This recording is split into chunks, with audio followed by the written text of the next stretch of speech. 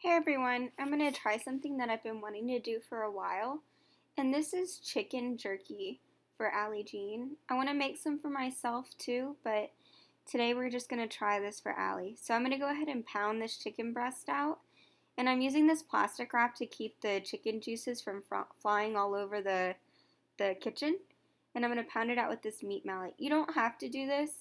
I just like to get it really even so that way when I'm slicing it, I can, it's a little bit easier for me to get even slices. You can also use chicken thighs if you don't have breasts, or you can just buy the cutlets in the store that are already really thin, sliced, and pounded. But those are a little more expensive, and this is what I had from my Costco haul. So I'm using this fish knife that I bought in Italy, and it's just a really thin, it's also called a prosciutto knife. It's a really thin, long blade, and I use this this is how I cut my chicken for chicken roulades. So I'm really doing it like this so I can practice that method because I haven't done it in a while. But you can also just like slice off. You want it to be about 1/4 inch slices. So you can just slice off pieces from the edge. Do it on a bias if you wanted to. But I'm going to do it like this, and you should get about 3 pieces out of a breast that you've pounded out. And then I also want to, excuse me, I want to cut these into smaller slices, little bite-sized pieces. That way I can give Allie, treats for doing good things without her getting so much food. Oh, so this little piece was a little bit thicker, so I went ahead and pounded it out again just to make sure it was all even. That way when you're cooking it, it'll dehydrate at the same rate and everything will be done evenly. So I'm just going to go ahead and get these sliced up into more bite-sized pieces, and then I'm going to get them laid out onto a rack. And I'm going to be dehydrating this in my Ninja Foodi using the dehydrator function, but you can also do it in the oven and just set your oven to the lowest possible temperature, which is normally about 250 degrees. And then you just let that go for about 4 hours and just check on it until it's the doneness you want. Since I'm using the Foodi, I'm going to do the dehydrator function for at 150 degrees for about 6 hours. So I'm just going to continue to get these sliced into little bite-sized pieces, and then we'll get it into the Foodi.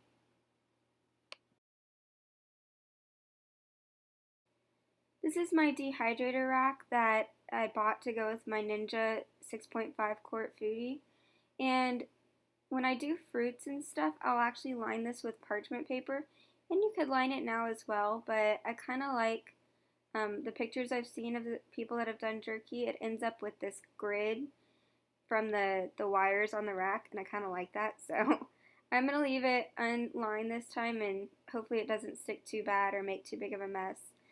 But if you do use this function on the Foodi, the top is going to get done faster than the bottom.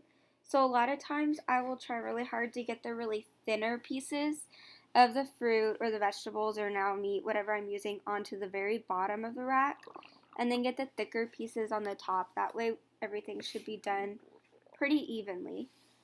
But I also recommend checking it every few hours and maybe rotating the racks as well. That'll just help really ensure even cooking.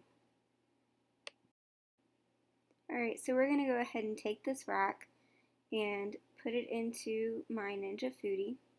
And I'm so sorry for the shaky camera and all that. I'm actually holding it with my chin to my chest. So here it is in the Foodi, and we're going to go ahead and close the air crisper lid and turn it on. And we're going to be using the dehydrate function, like I said. And we want to actually set it to 150. Here I turned it up, but I ended up coming back and turning it down.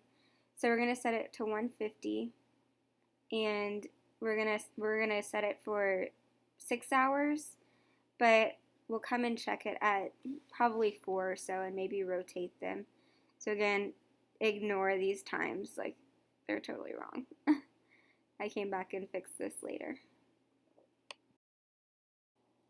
So it's been 6 hours at 150 degrees in the dehydrator, and it looks amazing, it smells amazing, and I'm excited to let Allie try it. So how you store this, since there's no preservatives, is it needs to be in an airtight container on the counter, but preferably or in the refrigerator. And if you don't think that your dog will eat them all in 2 weeks, then put whatever is left, whatever needs to be saved longer, into the freezer, and that'll last several months. So I didn't mention this before, but this is how you would make jerky for yourself as well. You would just add like a marinade of some kind that you like, either soy sauce with sugar and some, actually I would probably do soy sauce and honey with some cayenne, maybe put some peppers in there. You could also do a teriyaki jerky, which would be really good. Just get your favorite store-bought teriyaki sauce. Or, simply you could do like with some liquid smoke or just barbecue sauce, any kind of flavoring that you like in your jerky. And you just let that marinate overnight and then do the exact same cooking process. So let's see how Allie likes it. Good girl. Sit. Sit.